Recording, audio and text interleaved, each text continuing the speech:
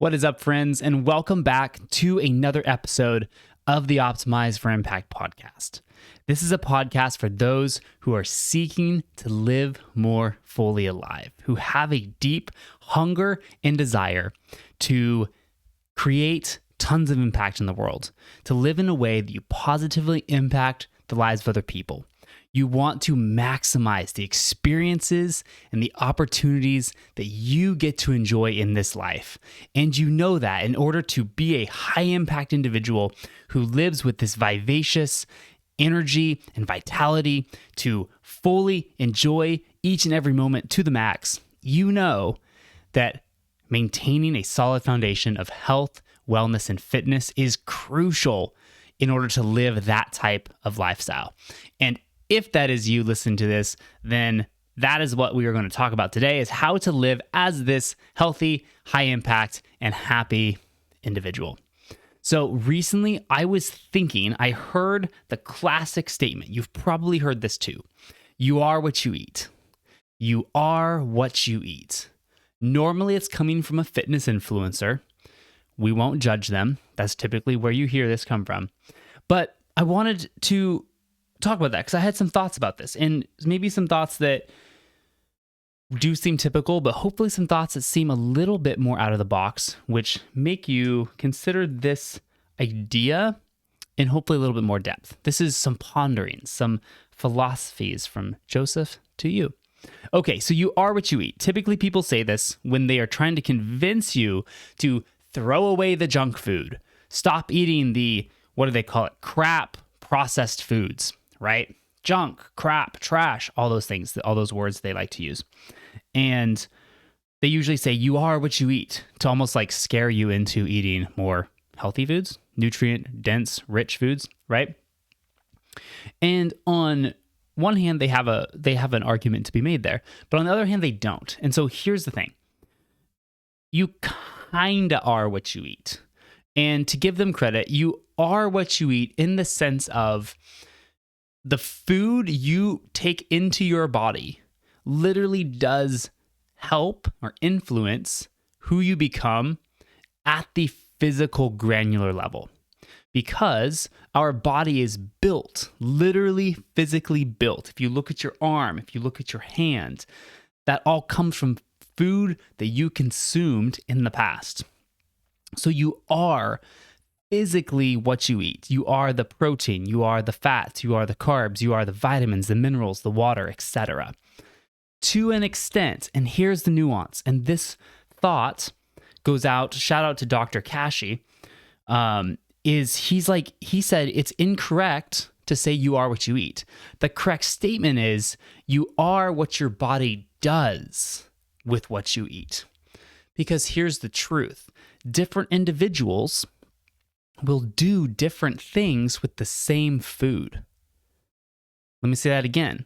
Two different people, their bodies may do completely different things with the same food item. Why? Well, let's put on our thinking cap for a second here. Let's think about things like allergies. Whoa, yeah, right? If someone eats gluten, one person who is not allergic to gluten their body will break down that protein. Gluten is a protein. They'll pull those amino acids into their body and everything's hunky-dory. Someone who has some type of intolerance or reaction to gluten, think celiac, their body is going to freak out because it's going to recognize that protein as an invader and it's going to attack it. Basically drop bombs and missiles to your gut lining, trying to destroy this thing. So there's one way that the same food will create a completely different individual. So the you are what you eat is not necessarily true. You are what your body does with what you eat. The other prime example is your metabolic health. An individual who is more metabolically healthy, they can regulate better their blood sugar, their blood lipids, their blood pressure. Maybe they are more active, highly active individual. They may react completely different. They will respond completely different to, let's say, a bowl of ice cream than an individual who is not metabolically healthy or who is less metabolically healthy. than other individual. And so the statement of you are what you eat is kind of true. We'll give the influencers that on the standpoint of it does build your physical body, your cell linings, everything about you. And yet there is that nuance of you are truly what your body does with what you eat. So there's a little like thing to think about. Next time you hear that statement and you might feel guilty that you're enjoying a food you like, such as ice cream, go, wait a minute, that is not necessarily true. And that is often a statement used to try to guilt me into a type of behavior. And that guilt, that food guilt, is what ultimately keeps most people trapped in their own minds in negative, defeating habits. And that is garbage. And so people who try to guilt you into saying, you are what you eat, put down that ice cream cone, say, no, absolutely not. I am what my body does with what I eat. And just because I'm eating this food, one, does not make me a bad individual. Two, it is not going to necessarily destroy me as an individual. And three, I'm going to enjoy this thing because I like it. Boom, there you go. So put that in your arsenal, a little bit of truth to help you break through a lot of the dogma and the guilt of nutrition influencers and other stuff out there. Okay, that is my mini rant on you are what you eat. But in my musings about this statement, that was a really fun musing. I hope you enjoyed that as well. Because I found that very empowering to realize that I am what my body does with what I eat. And that also has helped me ratchet down some of the cultural food guilt around eating certain foods. But then I thought, wait a minute. If we are kind of what we eat, we most definitely are the sum of what we consume. And when I say consume, yes, I am partly talking about food, like we just talked about, proteins, fats, carbs, vitamins, minerals. But we as individuals, as people, also become what we consume in the standpoint of media, the music we listen to, the lyrics, the books we read, the thoughts we put in our head, the movies we watch, the visual things we encode into our brain, into our memory, the friends that we place ourselves around, their actions, their values, their beliefs, their attitudes, the way they respond or react to things. All of these things are consumption because our brain is always listening. It is always taking in, it is recording, processing, storing all of the things we consume: food, media, relationships, influences, etc. And so I got to thinking about you and I, even more so than we are a sum total of the proteins, carbs, and fats that we've eaten, like physically, right? But we are also a sum total of everything else that we have consumed to this point in life. And a couple years ago, actually, I was put onto this way of thinking where it's like, hey, consume carefully, consume wisely, because ultimately, at the beliefs, identities, and values level, what I, Joseph, consume is going to shape the type of person that I become. It's going to shape my values. It's going to shape my beliefs. It's going to shape my identities and self-perceptions. And ultimately, those things are core to who you are. And those categories, your beliefs, identities, and values, are going to influence every other part of you. They're going to influence your behaviors because we act consciously or subconsciously on the things we value. We act in alignment of the identities we have, how we see ourselves, who we believe ourselves to be. And they act in alignment with our beliefs, how we see the world, what we view is as truth, as right, as wrong, etc., etc. And so carefully, even more so than food, because as we just talked about, food is not this like you are what you eat strictly. No. You are what your body does with what you eat. That's great. Food is actually the least thing to maybe worry about or think about. I don't want to say worry, but carefully ponder when it comes to consumption. The words, values, beliefs, thoughts, etc. actually probably matter more, especially relationships. So I want to share with you 3 things from this conversation that I thought about as I thought about this, like you are what you eat. No, you aren't, but you are what you consume. Oh, that's something I've thought about for years, and I've taken action on that.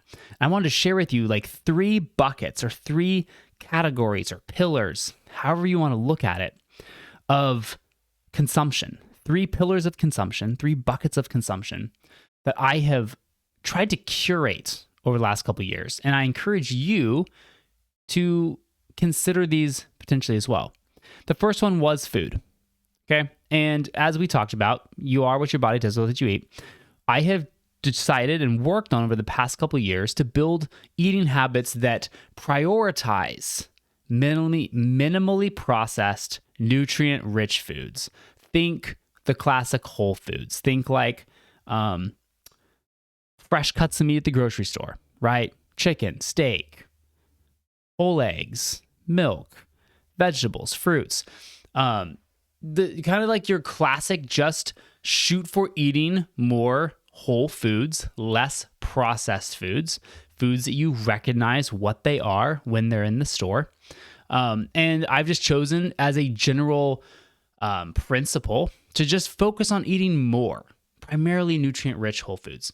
And I have found that when I don't restrict, I am not someone who restricts anything. I enjoy ice cream. I enjoy candy. I enjoy soda every now and then. And that's great. And that works for me. I like not ever saying like, I will never eat this ever again, no matter how long I live type of thing. I don't like that. I find that it takes away some freedom and joy in being able to be flexible in the way I approach my life. So again, with food, my easy rule of consumption, going back to the pillar of consumption, is just to focus on throughout my day, trying to eat the majority of my food coming from minimally processed whole foods. And something I stress, I just try to make decisions that are primarily in alignment with that. I like the 80-20 rule or the 85-15 rule. That's just generally what I shoot for. Some days I probably eat more, some days I eat less, and that's okay. So that's one way that with food, the first pillar is food. That is one way that I just think about how I vet my consumption with food and drink. Now, the next big one I want to talk about is media. Now, media, we're talking books, music, shows, news, social media, etc. This is probably one that has shaped my life almost, maybe the greatest, maybe the greatest. The third bucket is relationships, and we'll talk about that one. But media has absolutely fundamentally shaped my life in the last 10 years. When I hit my 20s, I thankfully got around some people that encouraged reading, that encouraged personal development. And that got me hooked on, I think it was John Maxwell who said, leaders are readers. And that saying just stuck with me. And I'm not saying that's necessarily true, but for me, books over the years have given me some of the greatest beliefs and thoughts and truths that have fundamentally shaped my worldview, the way I respond to the world, the personal power that I walk with and choose to use in my day-to-day interactions. And that has come from carefully consuming books that I know are going to provide me value, books that I know are going to teach me truth, skills, shape my beliefs, shape the way that I'm going to be able to respond or act in certain situations. And those are books that I choose to bring into my world, and books that I am unsure if they will do that, I read much less of those. So a very careful curation of the media I consume. Now, this also goes with music. When I was an angry teenager, I listened to angry music, and guess what? It made me angry, and it impressed upon me this concept of rebellion and anger. Now, when I was 19 and people told me that was like what you listen to is going to affect you, I didn't want to believe them, and I chose not to at the time because I was like, that sounds old-fashioned and boring. Well, guess what? 19-year-old Joe was stupid, and it's true. So, I used to listen to this may be okay. This may not be your thing. But I used to listen to pop radio on the radio. Wow. I'm dating myself there. I'd listen to the radio while driving. I would listen to just Spotify stations as well. I'm going to throw that out to stay relevant with the kids. And I would listen to it haphazardly, tons of different things, tons of different songs, all sorts of different styles. I don't do that anymore because the lyrics and the words and the concepts in much of those songs didn't actually align with the values, the identities, and the beliefs that I want to operate in this world. And so just constantly hearing those subconsciously playing, it was doing me a disservice. It was constantly like this friction, this thing of like bending me out of alignment with what I say I believe is true in the way that the type of person I wish to be, and the way I wish to carry myself and treat people. If I'm listening to a song that is completely contradictory to that and that's going into my brain is like, what the heck is going on here? So I stopped listening to a lot of just pop culture music, I guess is the best term to say it. I started carefully vetting the music I would listen to. And I would choose primarily music that I knew would align with my values and the person that I want to become. Something that would encourage me to think like a more compassionate, a more wise, a more tenacious, courageous, empathetic individual. Okay? Same with movies, same with shows. I don't need to like make this redundant. Same with social media. A couple of years ago, I stopped following people that did not encourage me to live in the way that I wanted to live. Now, this is a side note, I do still follow people that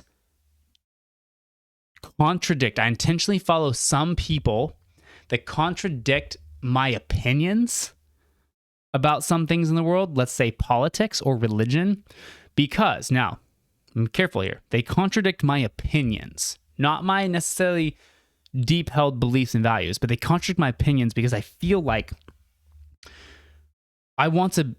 hearing the issues to many things, hearing the both sides. I'm having trouble communicating this.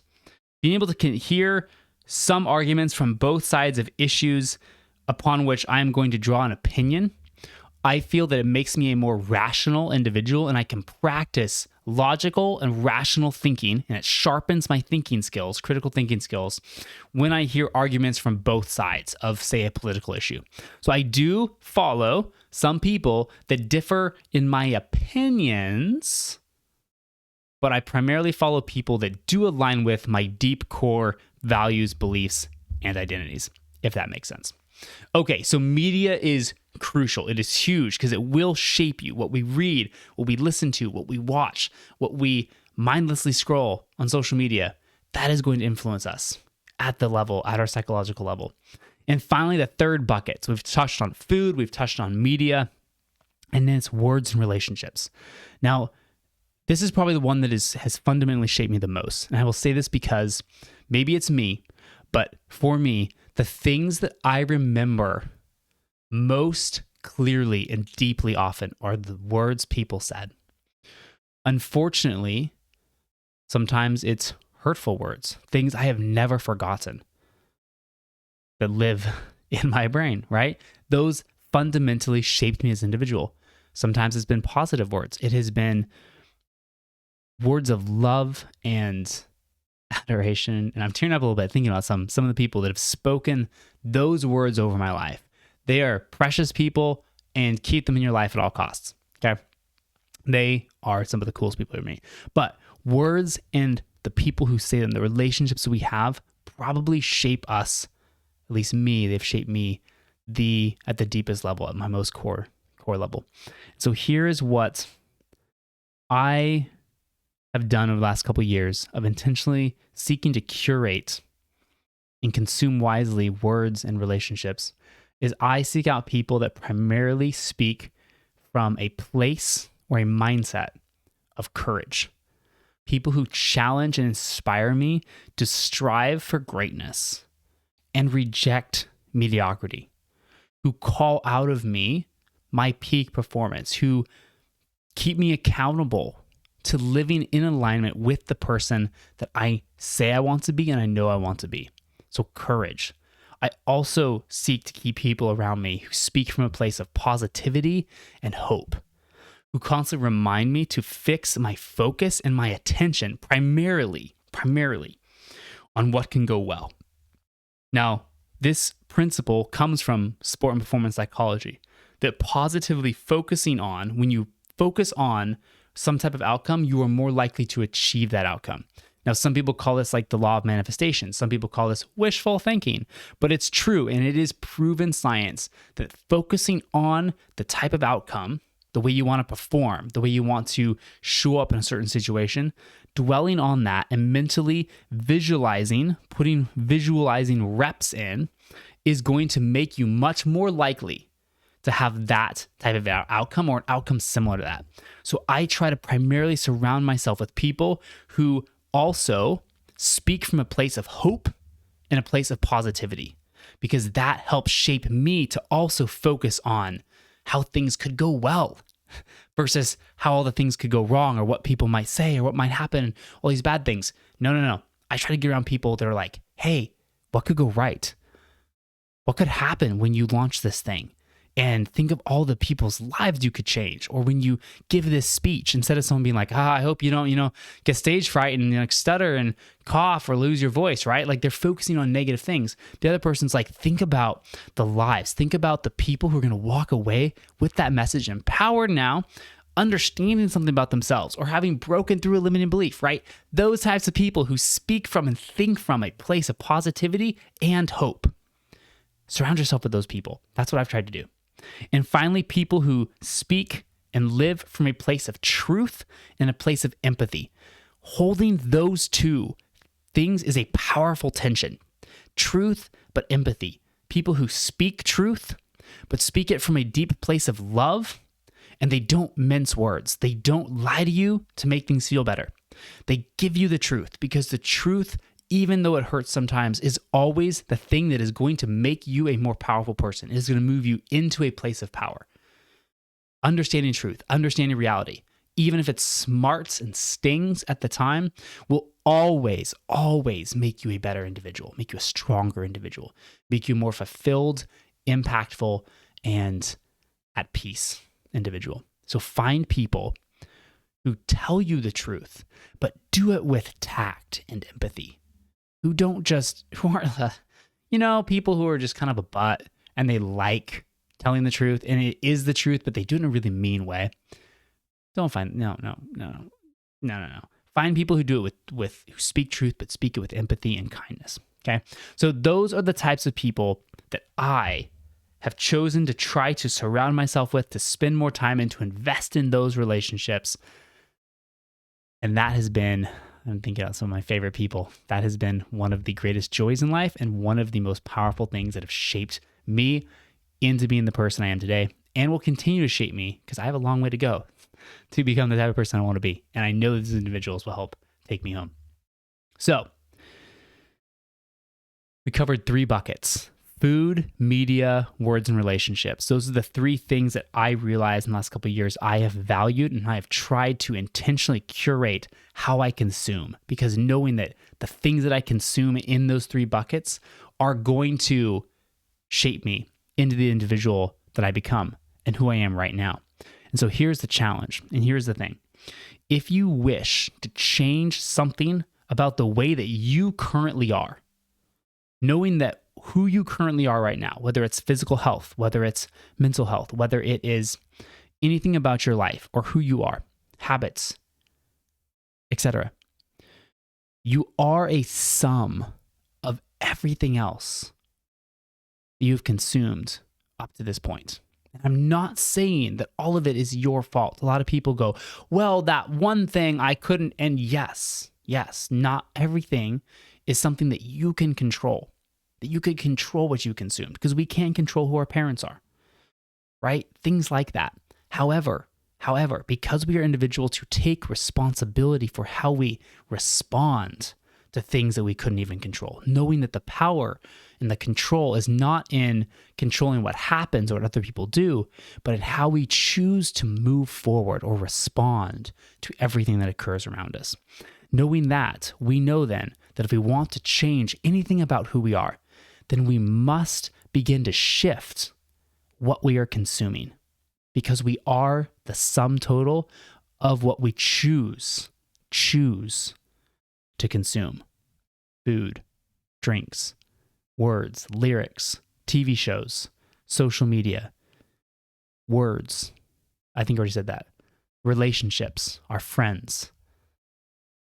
Those are all things that we usually get some choice in. And how we choose and how we choose and what we choose and where we choose to consume those things, that is going to change who we are. So if you wish to shift something, shift the way you're consuming. And that is going to begin to shift the results and the outcomes that you get and ultimately shift the person that you become. So that's my little thought about you are what you eat, but you are what your body does with what you eat. And ultimately, you are what you consume. I hope you found this not thoughtful. I hope you found this helpful, maybe thoughtful too, because I know that this concept of the last couple of years of me tuning more into this and being much more intentional about my consumption, I've noticed a massive shift positively in the physical health I have, the mental health I have, and a shift closer toward becoming and modeling the type of person that I hope to be and I wish to become and I intend to be as an individual in life. So, hope you found this concept helpful. Think about what you consume. Remember that you don't have to be perfect, just like food. We never will be perfect. That is not a pressure. But begin to live more intentionally. Begin to tune in and look around yourself and ask yourself, am I consuming things in general that are aligned with the type of person I wish to be and that are moving me closer toward the results, the outcomes, and the character that I wish to have and embody in this life? So, thanks guys for listening. If you found this helpful, if you love this concept and you're like, hey, I bet somebody else, maybe a friend, maybe a spouse, maybe a brother or sister would benefit from this, that'd be really cool if you share it with them, that you help promote ideas that I believe are powerful, can help slice through a bunch of the noise and the lies and the negativity that we hear out there and we're constantly bombarded with in our culture, on social media, etc. So if you found this helpful, you know someone who might benefit, be super awesome. I love you more. I wouldn't love you more. I love you just as much, but I would be very, very appreciative. There we go. If you share it with them. And lastly, if you have not yet left a rating and review, there is a link in the show notes. So just scroll down from where you're listening, hit a link. It takes you to Apple Podcasts. It's less than 30 seconds to say something nice and leave a 5-star review. The podcast gods love that. And it helps push this show to more people so more people can listen and ideally live a life with greater purpose, with greater impact, and with greater fulfillment, passion, vitality, energy, fitness, all those good things. So thanks for listening, guys. I'll see you in the next episode of the Optimize for Impact podcast. Until then, take care.